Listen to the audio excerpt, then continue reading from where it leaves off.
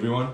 Hope you're all doing alright in quarantine, wherever you are, or maybe just getting out of it. Over here in New York, still very much hunkered down at home, and no gigs to play right now. So what I thought I'd do is a different kind of video, just to talk a little bit about my compositions. I'm going to try to keep it as non-music specific as possible so that people can maybe get something out of it conceptually, which I think it ends up being just as important as the musical side of things.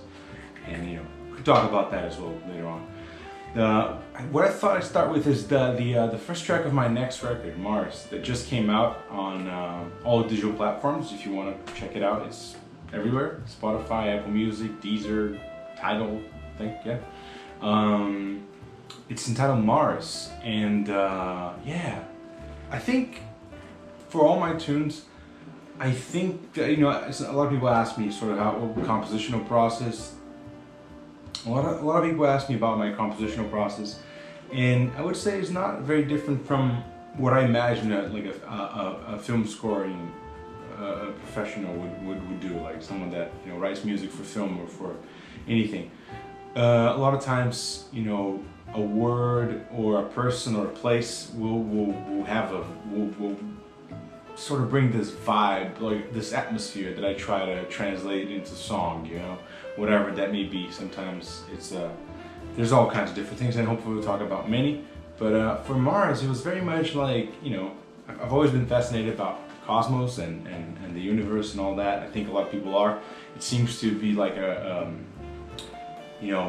bottomless well of just mystery and things that we can, all kinds of things, right? Star Wars, Star Trek, the cosmos program. I don't even go into examples, but it seems to be like we always wonder what's out there, right? And yeah, Mars, the red planet, seems to be very evocative for me. And I wanted to write something that would have that sort of atmosphere, that sort of austere, serious and mysterious kind of atmosphere.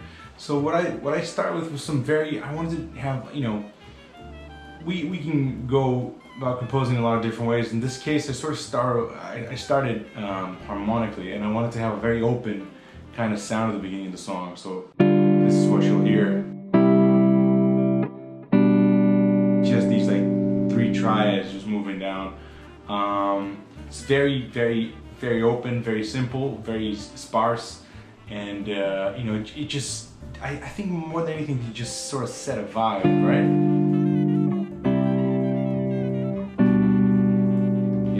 That idea came to me, and I knew that there was something there, like a germ of a composition.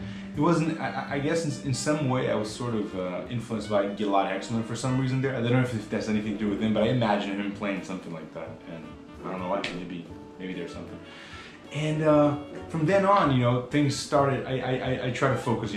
It's sort of a build-up. That's the repeated first section, and the melody comes in. Then the bass and the piano have a counter line to the melody. That kind of everything is sort of in the direction of building things up, right? And then that's when we go to the B section there. I don't know if you probably hear that. And we'll go to this whole other section where the chords just go note by note, sort of moving into one another, still not being very heavy, very dense, all very sparse harmonically, but to sort of counterbalance that, we have that sort of busy rhythm that I really enjoy.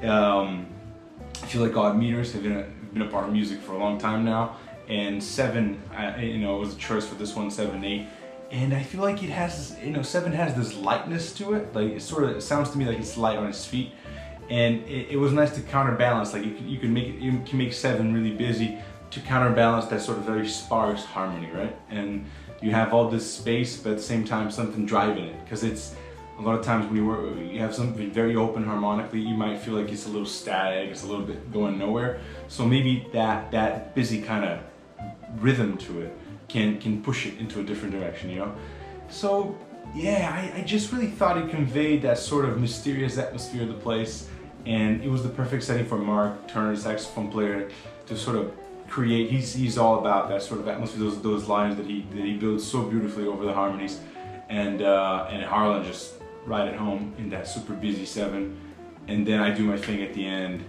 while Joe and Kevin on bass and piano just really bring it together for the whole band, and yeah, I think it sounds tremendous. Everybody sounds great on it. So that's pretty much the story behind Mars. You know, it's supposed to be this sort of, you know, capturing the vibe of this austere place that can be violent at times, can be a little crazy, you know, but it has its beauty too, right? The red planet. I hope you listen to the track and enjoy it. And so find it on all sorts of stream platforms, or buy it. So we'll be back with more of this, sort of talking about music things. And yeah, let me know if you dig this sort of format, talking about music. And I'll see you soon. Thank you.